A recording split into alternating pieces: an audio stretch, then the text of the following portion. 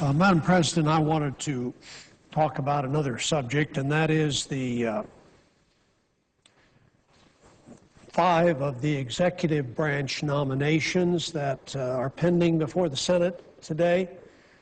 Just to put this in context, every day when the Senate is in session, one of the documents that is put on every desk here in the Senate chamber is what's called the executive calendar. And the executive calendar is a listing of all of the nominations that have been reported by the various committees of the Senate for consideration by the full Senate. And these are, of course, nominations that the President has made and asked the Senate to agree with. So there is usually a list of these executive nominations. I've become particularly concerned in recent weeks that this list has grown and grown and grown. And in fact, there are now 79 appointments that the President has made, nominations that the President has made that have been approved by the various committees of the Senate, but have not been brought up and voted on here in the Senate itself. And that, to me, is a unfortunate result, and one that we need to concern ourselves with. I want to particularly talk about 5 of these nominations for important offices in the Department of Energy. We have Secretary of Energy Stephen Chu coming before the Energy Committee on Thursday to talk about the President's proposed budget as it affects the Department of Energy in the upcoming year. And these are nominations for management positions in his department, which he is very much in favor of us moving ahead with. Each of these offices, these 5 that I'm talking about here, has important responsibilities. Together, the 5 of them make up a large part of the management structure of the Department of Energy. A frequent observation that I hear on the Senate floor about energy policy in our country is that the United States needs to have a, quote, all-of-the-above approach to energy. I don't know how we can execute a, quote, all-of-the-above strategy for energy when we have vacancies in the key government offices that oversee fossil energy, nuclear energy, renewable energy, energy efficiency, small and minority business access to energy programs, and we have a vacancy in the legal counsel office for the Department of Energy as well. The President has nominated 5 outstanding individuals to fill these all-of-the-above energy posts, and our committee, the Energy and Natural Resources Committee, held hearings on each of the nominees, has examined their qualifications, and I'm pleased to report that the committee reported all 5 of these nominees unanimously, recommending to the full Senate that we approve them.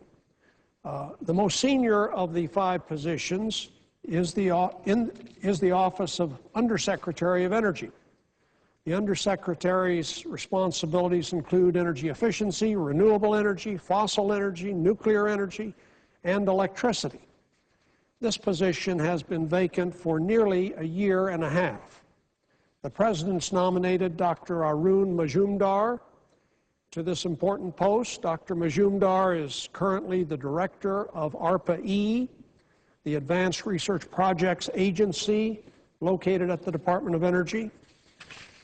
The Senate confirmed Dr. Majumdar to the position he now holds at ARPA-E as the director of ARPA-E in October of 2009. He's currently serving as the Undersecretary on an acting basis and serving as Secretary Chu's senior advisor. Dr. Majumdar is a highly distinguished scientist and engineer. Before he came to Washington, Laboratory Director for Energy and Environment at Lawrence Berkeley National Laboratory. He was a professor of mechanical engineering and material sciences and engineering at the University of California at Berkeley.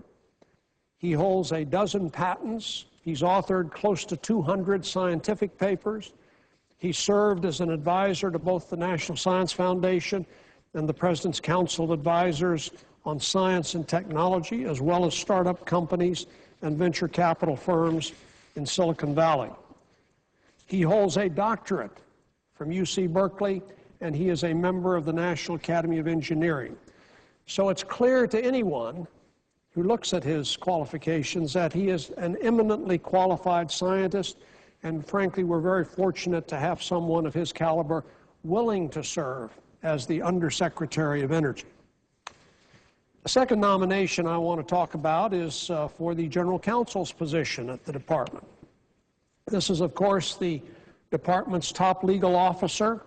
This position has been vacant since last March, nearly a year.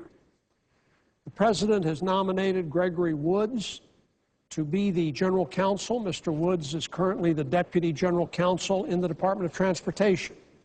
He was previously a partner in a New York law firm. He was a trial lawyer in the Department of Justice before that.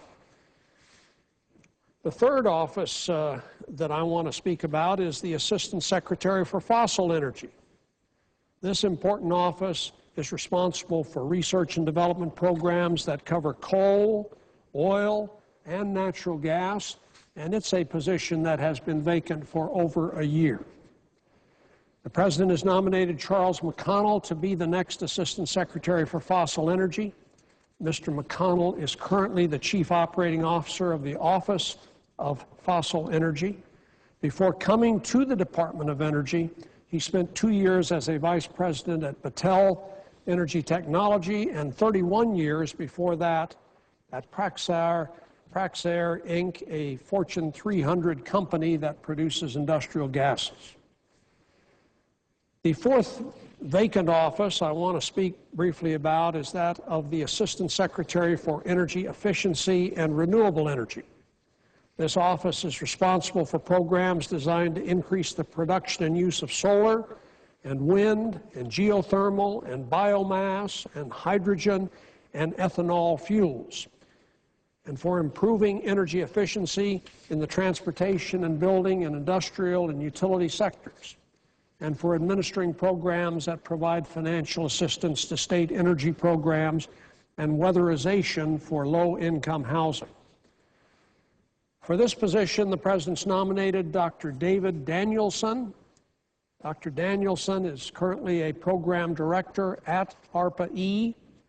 Before that, he was a clean energy venture capitalist specializing in financing of solar and wind and biofuels and carbon capture and storage and advanced lighting projects.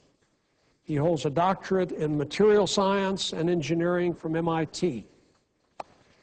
The fifth and final office I want to mention is that of the Director of Minority Economic Impact, which is responsible for advising the Secretary on the effects of energy policies on minority business enterprises and educational institutions and communities, and on ways to ensure that minorities are afforded an opportunity to participate fully in the Department's programs. This position has been vacant for nearly 2 years. The President's nominated LaDoris Harris to head the office. Ms. Harris is currently the President and Chief Executive Officer of Jabo Industries, a minority woman-owned management consulting firm that specializes in energy and information technology and the healthcare industry.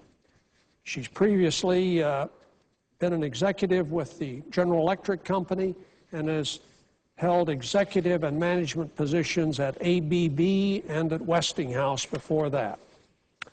Madam President, all 5 of these nominees are outstanding individuals who are especially well qualified for the positions for which they have been nominated.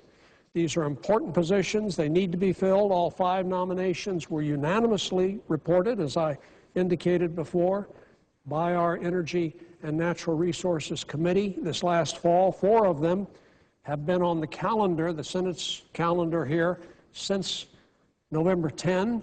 The 5th was added on the 15th of December.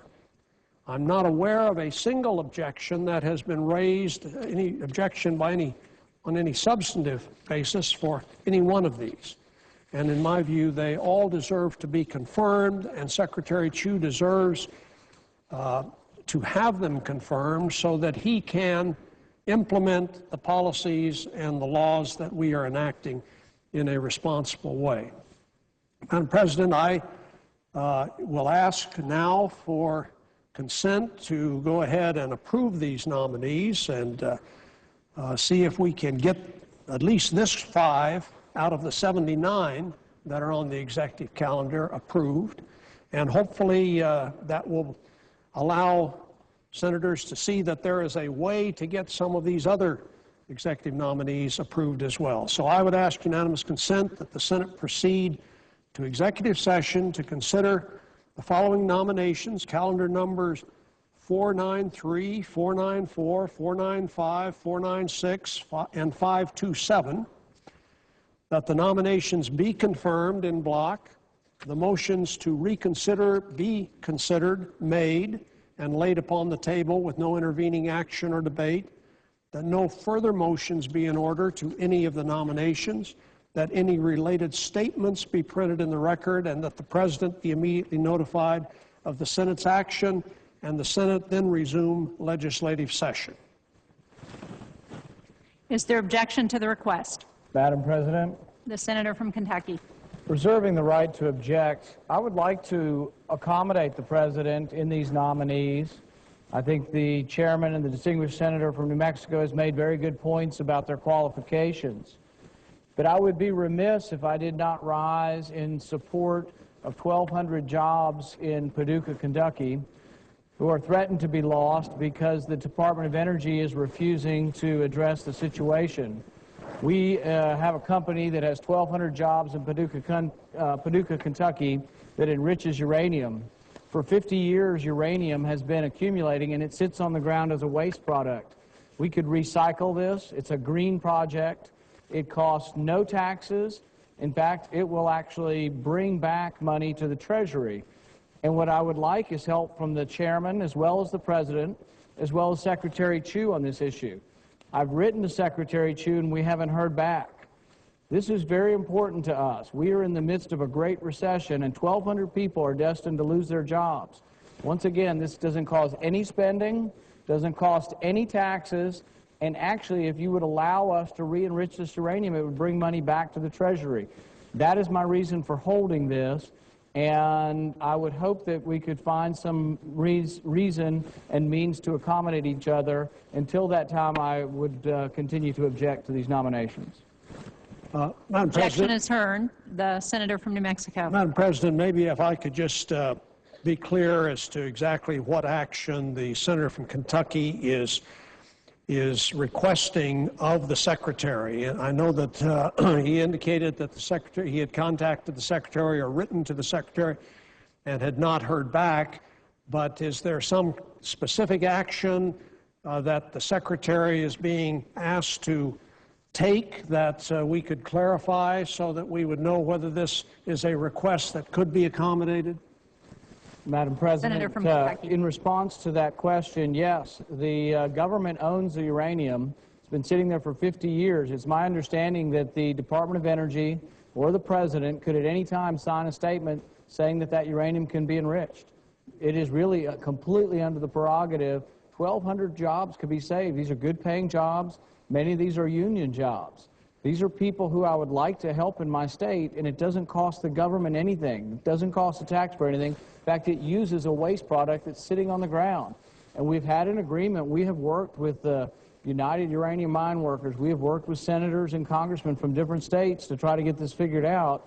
But all it takes is a signature from the Department of Energy to allow them to enrich this uranium. The Defense Department has written statements saying that they could use this uranium. The GAO has said that this would bring back, and this is the best use of this waste product. But I believe that the Secretary of Energy, through a stroke of the pen, could save these 1,200 jobs, and that's what I'm asking for help with. Well, Madam President, let me just indicate to my colleague from Kentucky that this is an action that could be taken without any cost to the taxpayer. That I think is obviously an important thing. I don't know all the arguments for and against the action that the senator is advocating here or requesting, but we certainly will look into that. Let me ask one additional question, if I could.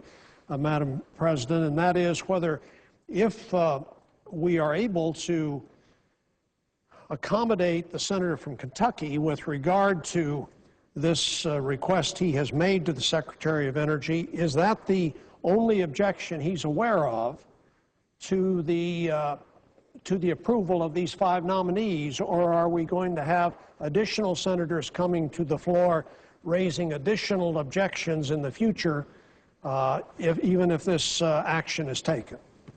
Senator from Kentucky. Madam President, this is my only objection, and if the senator were to help me save these 1,200 jobs, we'd erect a monument to you in Kentucky. This is a big deal for us, and it doesn't cost anything, and I will do everything within my power to make sure there is no objection on our side.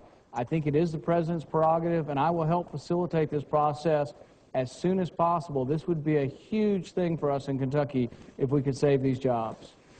Well, Madam President, obviously I don't want a monument erected to me in Kentucky, but I do appreciate the senator from Kentucky indicating his commitment to help get these nominees approved if some accommodation could be found for his concern. As I say, I have no knowledge of this particular issue, and I don't know whether this is the request that the senator from Kentucky is making is within the realm of possibilities or not. But we will certainly go as far as to investigate the issue and try to get a response back to the senator as to what the Department of Energy's view on this issue is.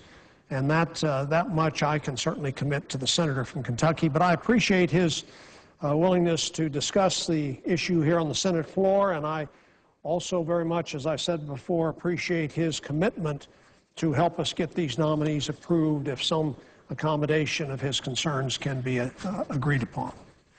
Madam President, I yield the floor.